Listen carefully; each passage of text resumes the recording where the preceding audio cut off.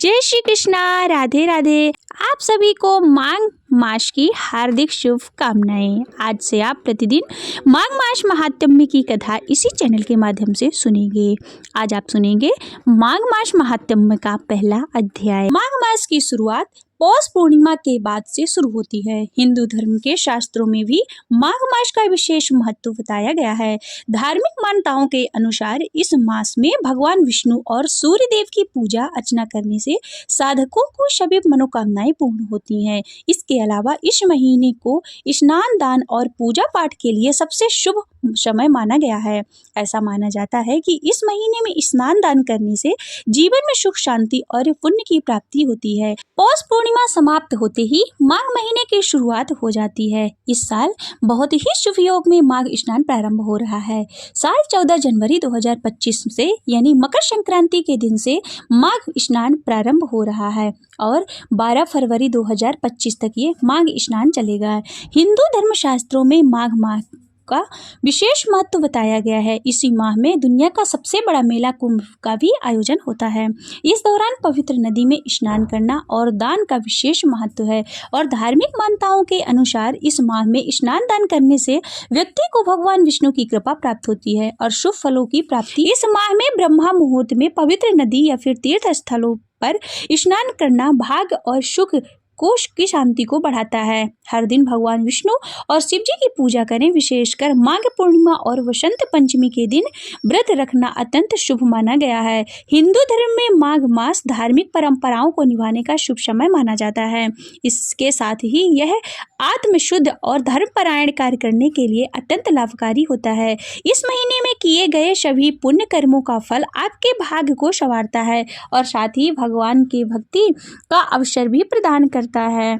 महाभारत के युद्ध के दौरान जब पांडव पुत्र युधिष्ठिर ने अपने कई मित्र और परिजनों को खो दिया, तब उन्हें मोक्ष दिलाने के लिए उन्होंने कल्पवास किया था। इससे जुड़ी एक और पौराणिक कथा भी काफी प्रचलित है, जिसके अनुसार गौतम ऋषि ने माघ के महीने में भगवान इंद्र को शाप दिया था। इसके पश्चात इंद्रदेव द्वारा क्षमा याचना करने पर गौतम ऋषि ने उन्हें गंगा स्नान कर प्रायश्चित करने को कहा था।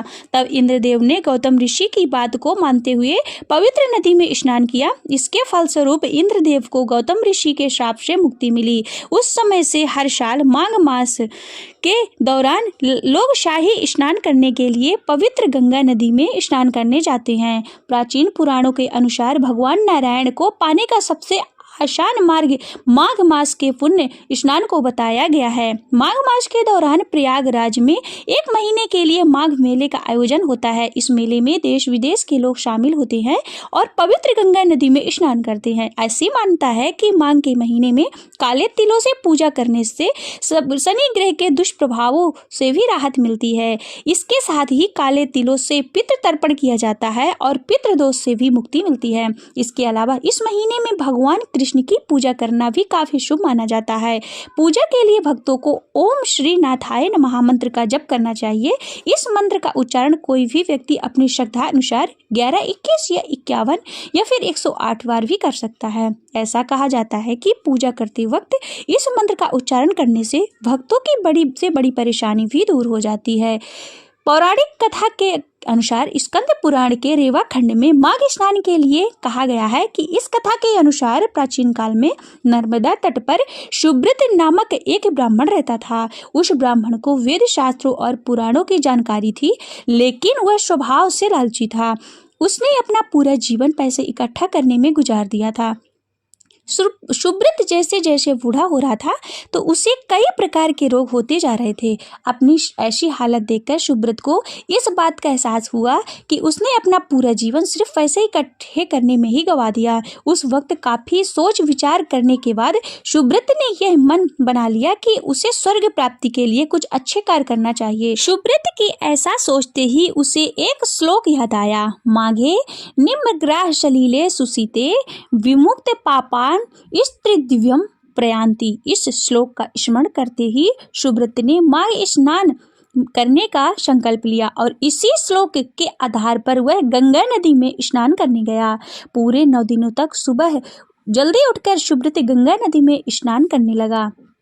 और 10वें दिन उसने अपना शरीर को त्याग दिया। इस तरह से माघ मास में स्नान करने के पश्चात से सुव्रत का मन और आत्मा दोनों ही पवित्र हो गई और उसे स्वर्ग की प्राप्ति हुई। स्नान के दौरान मंत्र जाप करें, ओम नमो भगवते वासुदेवाय। स्नान के बाद भगवान विष्णु और सूर्य देवता की पूजा करने के बाद जरूरतमंदों को अन्न, वस्त्र, गुड़ और धन का दान करें। इस दिन सात्विक भोजन करें। माघ स्नान के दौरान तामसिक चीजों का सेवन भूलकर भी नहीं करना चाहिए। इसके अलावा किसी से बातचीत के दौरान गलत भाषा का प्रयोग ना करें। बड़े बुजुर्ग और महिलाओं का अपमान ना करें। घर और मंदिर की साफ सफाई का विशेष ध्यान रखें। माघ मास महात्म्य का पहला अध्याय। एक समय श्री सूत जी ने अपने गुरु श्री व्यास जी से कहा कि हे गुरुदेव, कृपा करके आप मुझसे माघ मास महात्म्य कहिए, क्योंकि मैं आपका शिष्य हूँ। व्यास जी कहने लगे कि रघुवंश के राजा दिलीप एक समय यज्ञ के स्नान के पश्चात पैरों में जूते और सुंदर वस्त्र पहनकर शिकार की सामग्री से युक्त कवच और शोभा यमान आभूषण पहने हुए अपने सिपाहियों से घिरे हुए जंगल में शिकार खेलने के लिए अपनी नगरी से बाहर निकले। उनके सिपाही जंगल में शिकार के लिए मृग, व्याघ्र, सिंह आदि जंतुओं की तलाश में इधर उधर फिरने लगे। उस वन में वनस्थली अत्यंत शोभा को प्राप्त हो रही थी और कहीं कहीं मृगों के झुंड फिरते थे और कहीं गीदड़ अपना भयंकर शब्द सुन रहे थे। कहीं गैंडों का समूह हाथियों के समान फिर रहा था। कहीं वृक्षों के कोटरों में बैठे हुए उल्लू अपना भयानक शब्द कर रहे थे। कहीं सिंहों के पदचिन्हों के साथ घायल मृगों के रक्त से भूमि लाल हो रही थी और कहीं दूध से भरी थनों वाली सुंदर भैंसें फिर रही थी। कहीं पर सुगंधित पुष्प, हरी भरी लताएं वन की शोभा को बढ़ा रही थीं। कहीं बड़े बड़े पेड़ खड़े थे और कहीं पर उन पेड़ों पर बड़े बड़े अजगर और उनकी केचुलियां भी पड़ी हुई थी। उसी समय राजा के सिपाहियों के बाजे की आवाज सुनकर एक मृग वन में से निकलकर भागने लगा और बड़ी बड़ी चौकड़ियां भरता हुआ आगे को बढ़ा। राजा ने उसके पीछे अपना घोड़ा दौड़ाया, परंतु मृग पूरी शक्ति से भागने लगा। मृग कांटेदार वृक्षों के एक जंगल में घुसा और राजा ने उसके पीछे वन में प्रवेश किया, परंतु दूर जाकर मृग राजा की दृष्टि से ओझल होकर निकल गया। राजा निर्जन वन में अपने सैनिकों के साथ प्यास के मारे अति दुखी हो गया। दोपहर के समय अधिक मार्ग चलने से सैनिक थक गए और घोड़े भी रुक गए। कुछ देर के बाद राजा ने एक बड़ा भारी सुंदर सरोवर देखा, जिसके किनारे पर घने वृक्ष थे और इसका जल सज्जनों के हृदय के समान स्वच्छ और पवित्र था। सरोवर का जल लहरों से बड़ा सुंदर लगता था। जल में अनेक प्रकार के जल जंतु, मछलियां आदि स्वच्छता से इधर उधर फिर रहे थे। दुष्टों के समान निर्दयी चित्त वाले मगरमच्छ भी थे। किसी किसी जगह लोभी के समान शिमाल भी पड़ी हुई थी। जैसे विपत्ति में पड़े हुए लोगों को दुखों को हरने वाले दानी पुरुष के समान यह सरोवर अपने जल से सबको सुखी करता था। जैसे मेघ चातक के दुख को हरता, इस सरोवर को देखकर राजा की थकावट भी दूर हो गई। रात्रि को राजा ने वहीं विश्राम किया और सैनिक पहरा देने लगे और चारों तरफ फैल गए। रात के अंतिम समय में शुकरों के एक झुंड ने आकर सरोवर में पानी पिया और कमल के झुंड के पास आया। तब शिकारियों ने सावधान होकर शुकरों पर आक्रमण किया और उसको मारकर पृथ्वी पर गिरा दिया। उस समय सब शिकारी कोलाहल करते हुए बड़ी ही प्रसन्नता के साथ राजा के पास गए और राजा प्रभात हुआ देखकर उनके साथ भी अपनी नगरी की तरफ चल पड़ा, जिसका शरीर तपस्या और नियमों के कारण बिल्कुल सूख गया था। जो मृगछाला और वत्कल पहने हुए था और नख, रोम तथा केश धारण किए हुए था। राजा ने ऐसे एक घोर तपस्वी को देखकर बड़े आश्चर्य से उसको प्रणाम किया और हाथ जोड़कर खड़ा हो गया। तपस्वी ने राजा से कहा कि हे राजन, इस पुण्य शुभ माघ में इस सरोवर को छोड़कर तुम यहाँ से क्यों जाने की इच्छा करते हो? तब राजा कहने लगा कि महात्मन, मैं तो माघ मास में स्नान के फल को कुछ भी नहीं जानता। कृपा करके आप विस्तार पूर्वक मुझको बतलाइए। राजा और तपस्वी के बीच क्या वार्तालाप हुई, ये आप आगे के अध्याय में श्रवण करेंगे। हरे कृष्णा। श्री विष्णु चालीसा। विष्णु सुनिए विनय सेवक की चित लाए, कीरत कुछ वर्णन करूं दीजे ज्ञान बताए। नमो विष्णु भगवान खरारे, कष्ट नशावनी अखिल बिहारी। प्रबल जगत में शक्ति तुम्हारी, त्रिभुवन फैल रही उजियारी। सुंदर रूप मनोहर शोरत, सरल स्वभाव मोहिनी मूरत। तन पर पीतांबर अति शोहत, वैजंती माला मन मोहत। शंख चक्र गदा विराजे, देखत दैत्य असुर दल भाजे। सत्य धर्म मद लोभ न गाजे, काम क्रोध मद लोभ न छाजे। संत भक्त सहजन मन रंजन, धनुजय असुर दुष्टन दल गंजन। सुख उपजाए कष्ट सब भंजन, दोष मिटाए करत जन सज्जन। पाप काट भव सिंधु उतारण, कष्ट नाश कर भक्ति उबारण। करत अनेक रूप प्रभु धारण, केवल आप भक्ति के कारण। धरणी धेनु वन तुम ही पुकारा, तब तुम रूप कराम का धारा। भारी उतारे असुर दल मारा, रावण आदि की को संहारा। आप बारह रूप बनाया, हरिणाक्ष को मार गिराया। धर्मत्स्य धन सिंधु बनाया, 14 रत्नन को निकलाया। अग्नि लखर असुर द्वंद्व मचाया, रूप मोहिनी आप दिखाया। देवन को अमृत पान कराया, असुरन को छवि से बहलाया। कूर्म रूप धर सिंधु मजाया, मंद्रांचल गिरि तुरत उठाया। शंकर का तुम फन छुड़ाया, भस्मासुर को रूप दिखाया। वेदन को जब असुर डुबाया, कर प्रबंध उन्हें ढूंढवाया। मोहित बन कर खलहि नचाया, उसही कर से भस्म कराया। असुर जलंधर यति बलदाई, शंकर से उनकी ने लड़ाई। हार पार शिव शकल बनाए, कीन सती से छल खल जाए। सुमिरन कीन तुम्हें शिवरानी, बतलाई सब विपत्ति कहानी। तब तुम बने मुनीश्वर ज्ञानी, वृंदा की सब सुरति भुलानी। देखत दीन धनुज शैतानी, वृंदा आए तुम्हें लपटानी। जो इस परश धर्म क्षति ज्ञानी, हनाय सुर उन शिव शैतानी। तुमने ध्रुव प्रहलाद उबारे, हिरणाक्ष कुश को आदि खल मारे।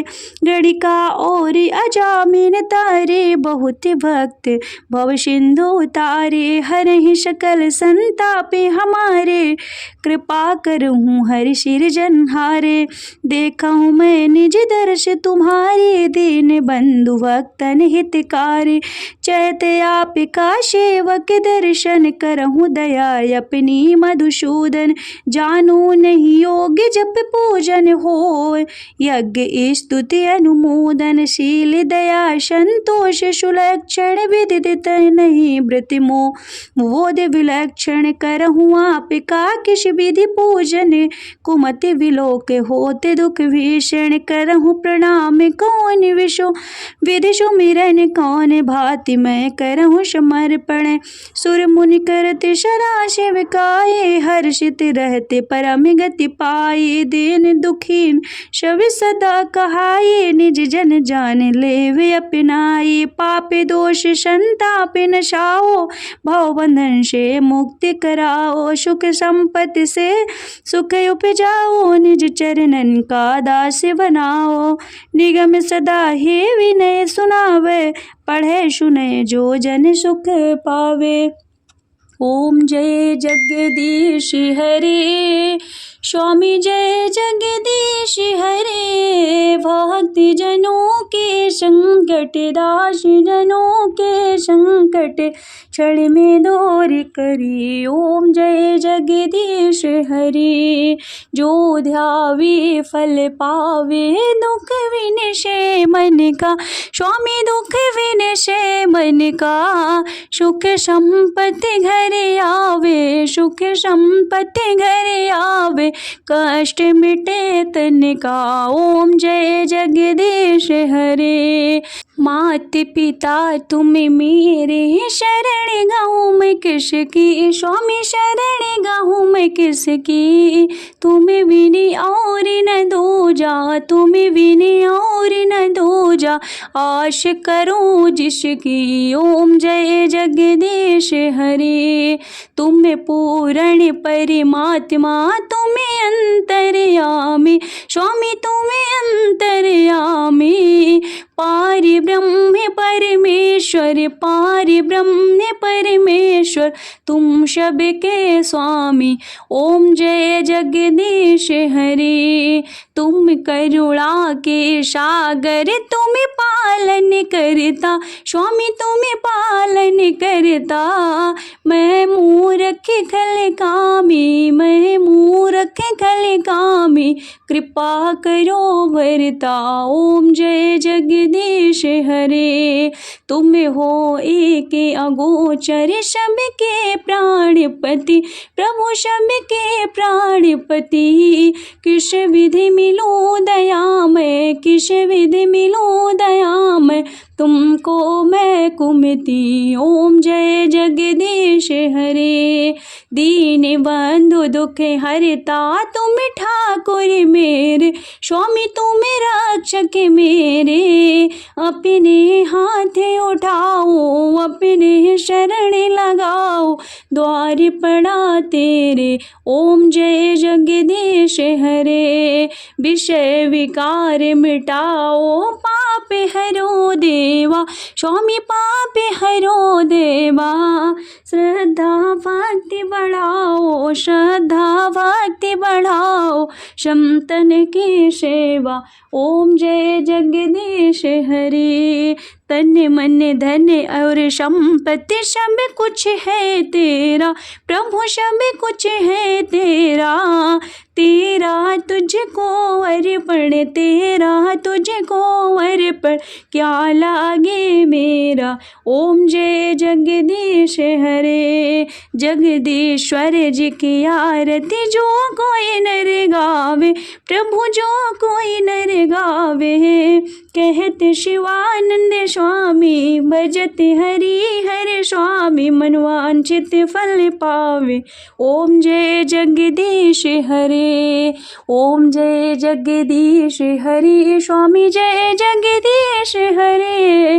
भक्ति जनों के संकट दास जनों के संकट क्षण में दूर करे।